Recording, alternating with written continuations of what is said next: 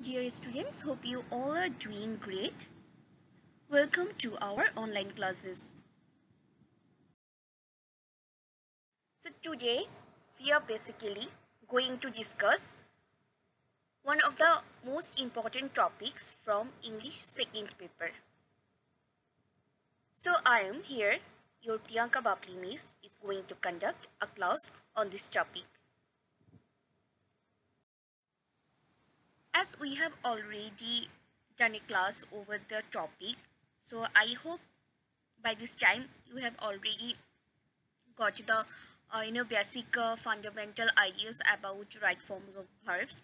And on the previous class we have discussed some of the basic core rules over the topic. So today I have designed the class within 3 rules. Okay, so this class is not going to be a longer one, rather it will be a very short and tiny class. Okay, you just need to have the concentration so that you can complete the class as early as possible and you don't get bored. Okay, so the very first rule is, please have a look on the screen. The verb will be in singular even though the name of books and countries seem plural.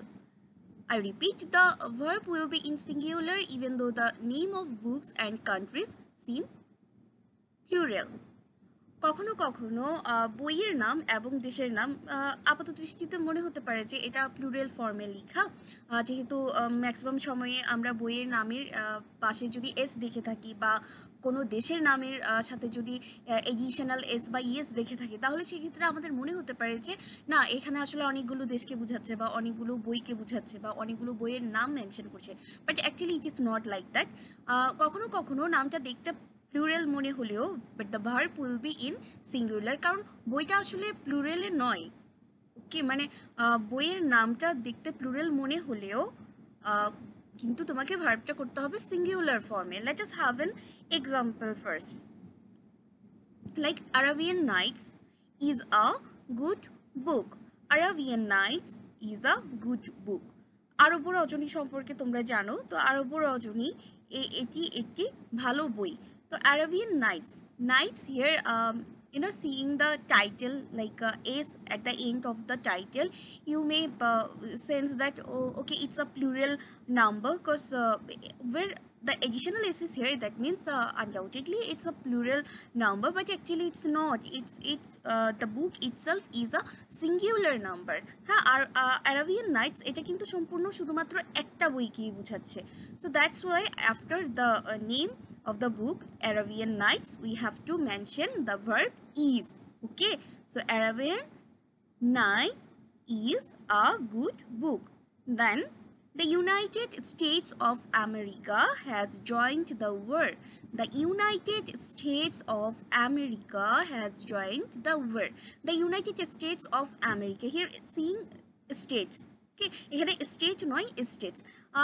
আমরা জানি যে America actually অনেকগুলো states নিয়ে একটা দেশ। এটা আসলে এটা এমন নয় যে আমেরিকা আসলে বিভিন্ন রাজ্য নিয়ে একটা দেশ বলে এটাকে আমরা স্টেটস হিসেবে বলি। আসলে এটা সম্পূর্ণ মিলে আমরা একটা সিঙ্গুলার দেশকেই বুঝাই। যেমন ইউনাইটেড কিংডম, এগুলোও কিন্তু অনেকগুলো স্টেট মিলে হচ্ছে, তো যার কারণে আসলে দেখতে মনে হলেও এটা প্লুরাল, আসলে তারা প্লুরাল নয়।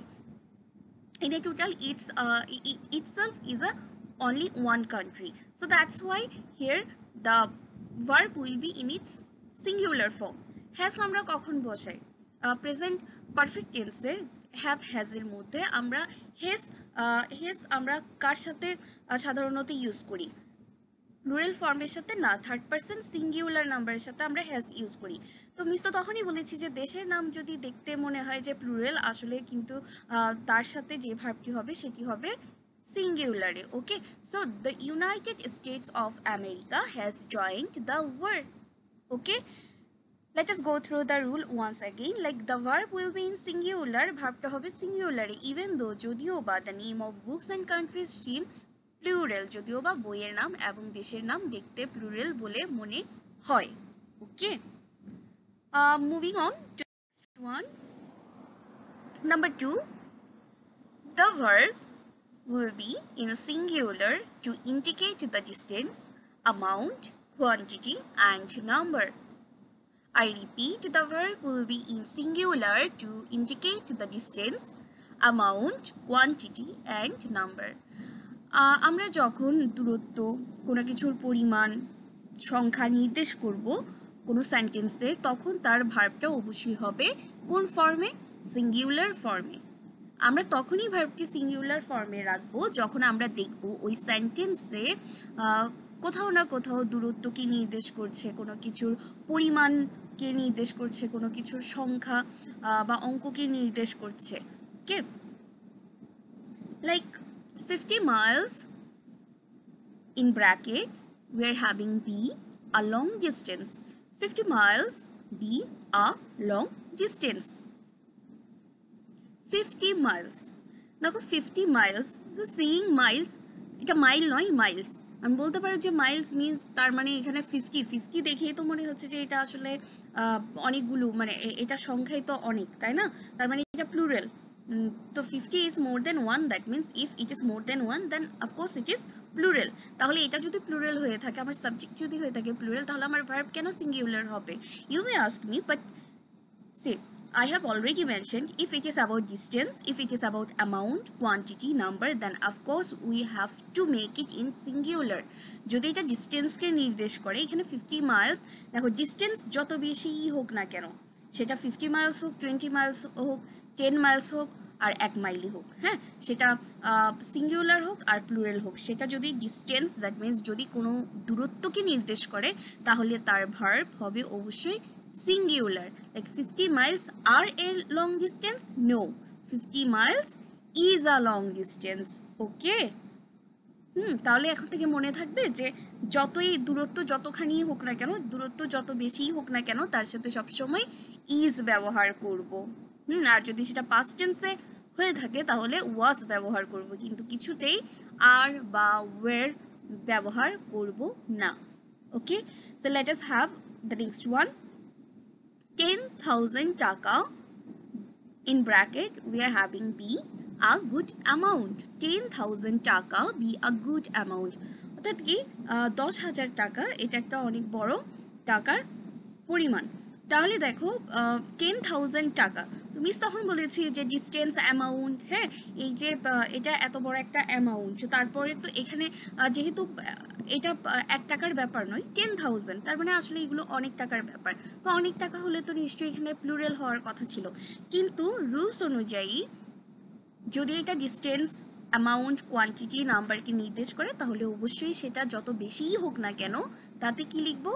ইস লিখবো, হ্যাঁ। আর টাকা কোনোদিন কিসে আমরা লিখতে পারবো না, আর লিখতে পারবো না বা ওয়ের লিখতে পারবো না, টাকা সবসময় সিঙ্গুলারে লিখবো।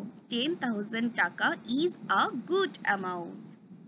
Okay, so the verb will be in singular to indicate the distance, amount, quantity and number.